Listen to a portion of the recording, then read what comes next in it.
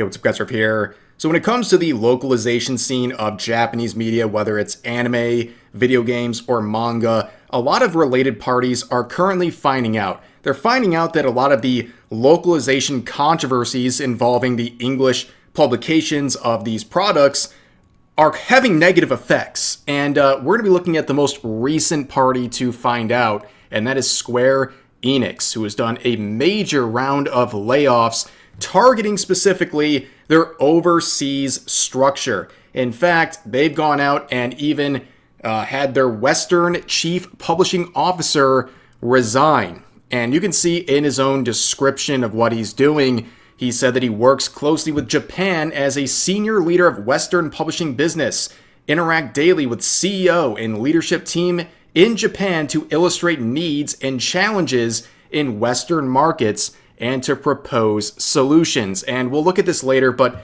there's a lot of examples of Square Enix basically saying they want to prioritize the needs and the sensitivities of the Western market. And that's been a big focus for them the last year or two, and it's, not been working out. Now, the localization scene when it comes to Japanese media, like I said, anime, manga, or video games, has been a disaster for a very long time. The English localizations are terrible in many, many such cases. Now, this is not coming from Square Enix. This is from Funimation.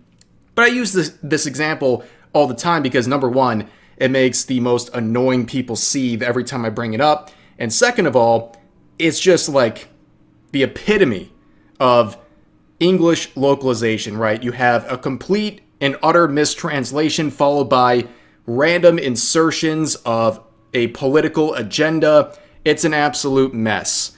Now, when it comes to Square Enix, they're also focusing on their localization team, and they're making a lot of layoffs, including laying off the localization project manager right here named Yusuke Haraguchi. And this is a part, again, of a major round of layoffs where they're trying to restructure their global focus, their overseas focus. And they have specifically mentioned that in the past year or two, there's been some disappointments, and they're trying to reassure their shareholders that they're going to do something different and improve their operational efficiency. Now, again, with the localization focus, we showed some examples from other companies, but let's focus on Square Enix. And why a lot of people are saying, you reap what you sow, nobody feels sorry for you that you're doing these layoffs. And some people who are hopeful are saying, well, maybe they're learning, but we'll have to wait and see. But they've been in like a dozen localization controversies over the past couple of years. In fact, they came out and confirmed something a lot of people were already suspecting, and that is the fact that this company has confirmed that games that they're developing in Japan are made with a focus on a global audience. Just like the modern audience, hearing the global audience is the biggest red flag ever. If you hear that, you should perk your ears up and know there's probably some weird stuff going on and things are being tampered with in terms of localizations and censorship and what have you. And yeah, they want to go through thorough ethical reviews tailored to different regions, meaning they're going to tailor their content to the delicate sensibilities of a bunch of screechers from the Western market who do not represent the whole. And they faced a big round of controversy a few years back when their Manga Up app was facing, criticism for randomly yeeting black bars everywhere. Now, I know censorship in Japan is a big issue in terms of the black bars and all that stuff, but this stuff is ridiculous. Like, looking at this. By the way, this is their censor, not mine, and this is a fully clothed anime girl, okay? We also have examples like this from My Dress Up Darling, where they're censoring cleavage, and then you have examples like this from Soul Eater, where again, they're censoring a fully clothed anime girl. They even censored aspects of Full Metal Alchemist. Like, are you kidding me? Of all the things? It just goes to show you how shameless they get, but it gets worse. They also faced, about a year ago, a big controversy because they were adding censorship of Akira Toriyama's original warrior design for Dragon Quest III's remake. Yeah, they added shorts onto her because apparently the legendary and now late Akira Toriyama needed to be scaled back by Square Enix because the Western audience just couldn't handle it. In fact, they also had another round of controversy where they were censoring outfits of Tifa from Final Fantasy. And of course, people on Twitter were like, oh, what's the big deal? What's the big deal? It's a small change. As I always say, if it's not a big deal, then why did you censor it? And why are you supporting censorship? Like, if you don't like what you're seeing, then don't play the game. It's like literally that simple. But anyways, they also censored male character designs, so they're not discriminating. They're censoring all genders in their pursuits here at Square Enix.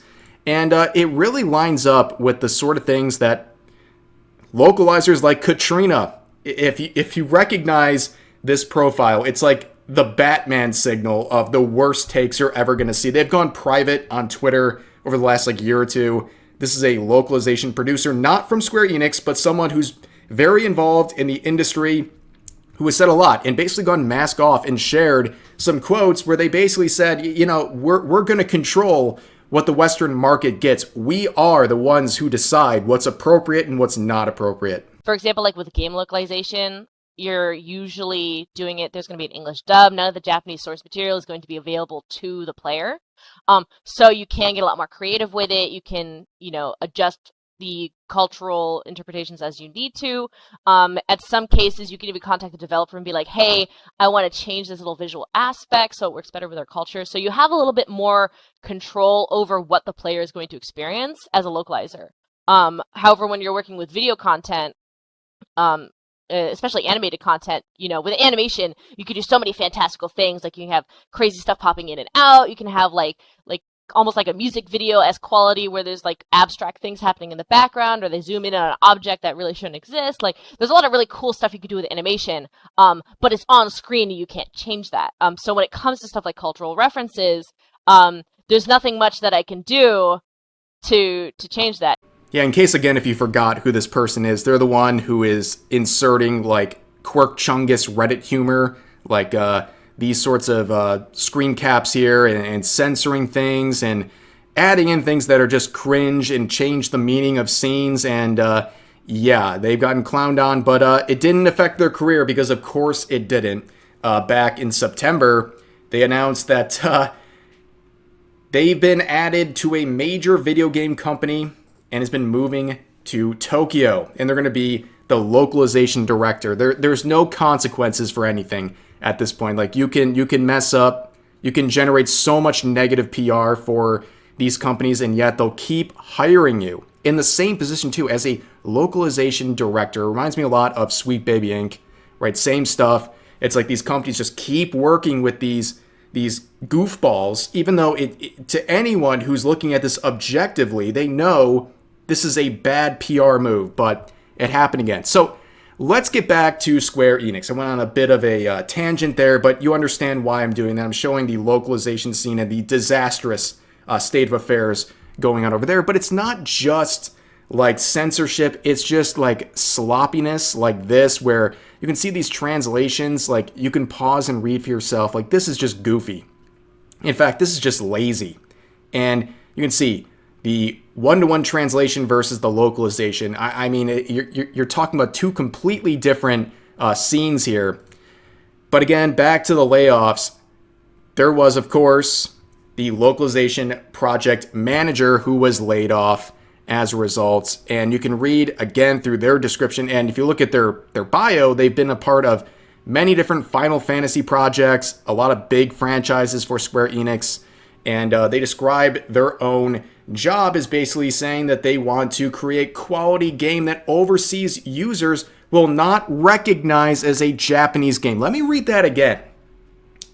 The localization division is to create quality games that overseas users will not recognize as a Japanese game. What? That is the reason why Japanese games became so popular. Because they're not like overseas products. Because they are different. This is the heart of the issue. That these companies have been tricked into believing They need to conform their standards to a global audience, to a Western audience, and they're losing their identity in the process. They are trying to appeal to everyone, and in the process, they're appealing to no one. And that's why there's so much negativity surrounding localization and Western adaptations of various Japanese products. And it's just absolutely crazy. And they say, like, point blank, taking into account overseas cultures and trends, and in some cases, we even consult with the development team to change the character appearances and game content. Nobody wants this. The less than 1% of Twitter users who are screechers and complain about anything that looks halfway anime styled, they're not going to buy your games anyways. So stop trying to appeal to them. It's a losing battle. It's a waste of your time, and it's going to hurt your company. And like I said, I do hope that some of these people start to wake up, that these companies, they're not just doing this because they're finding out or they're reaping what they have sown. Maybe they're saying, yeah, we need to make major changes. And it starts with the localizations. I know, I'm huffing that copium. I'm huffing the hopium. Who knows? But that could be something. But that wasn't the only layoff. We've seen multiple major positions, but also the senior HR generalist who worked at Square Enix for about 4 years was also laid off, who was responsible for implementing DEI initiatives to support inclusive programming, cultural initiatives, and belonging strategies. Yup. Word salad. Ladies and gentlemen, this is the nonsense that for many years was strictly in the Western market, and it is flourishing in Japan at this moment. Make no mistake. This stuff is long since been initiated over there, and it's a real problem. And again, hopefully these companies wake up and realize people hate this stuff. The real customers, the actual target audience does not want to see this stuff, and including it and enforcing it so hard is not in their best interest. And here's another person resigning in a role like that. So at this point, it's like, where do we go from here? I guess we have to sit back and wait for the results because, actions will speak better than words. But yeah, these rounds of layoffs, it's pretty interesting to see such a big focus being on the localizers and the people promoting DEI and related initiatives in the company. Hopefully something good comes out of this. To see Square Enix continue to roll down this hill for the last 5 years, it's sad to see, but hopefully they turn things around and some good changes are implemented as a result of these layoffs. But for now, that's going to do it for this video. As always, feel free to share your thoughts about today's topics in the comment section down below. Hope you guys enjoyed the video, and I'll see you next time.